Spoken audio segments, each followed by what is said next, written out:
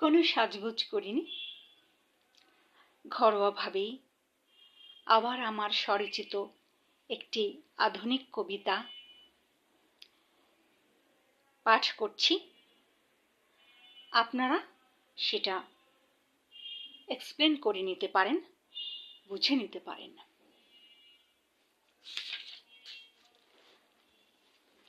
আমার কবিতার শিরোনাম বাদিকের জানালা।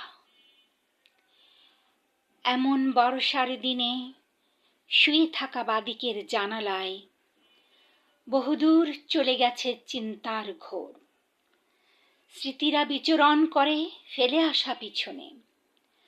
বর্ষার জল মেহেদি পাতার ডালের ভিতর দিয়ে টুপটাপ ঝরে পড়ে মেঝেতে।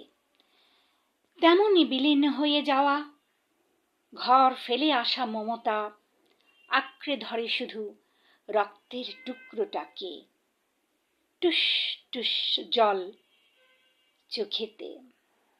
বুঝি এই আস্ত জ্যান্ত জীবন আছড়ে পড়ে বারবার গঙ্গা যমুনা শীতলক্ষার সাগরের ঢেউয়ের মতো।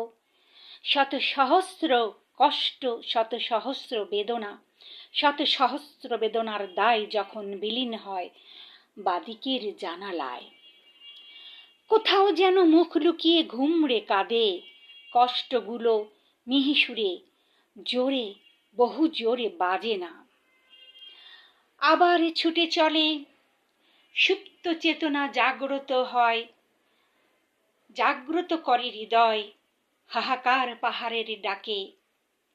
ছুটে চলো, ছুটে চলো যেখানে বজ্রপাতের মতো আতঙ্ক কুহেলিকার বেশ ভাবাচ্ছে তোমায়।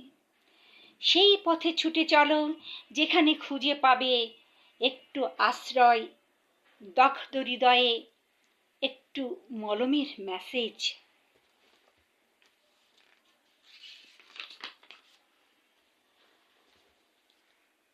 আঁকড়ে ধরা রক্তের টুকরোটাকে এনে দিতে পারে স্বার্থের অনেক ঊর্ধ্বে।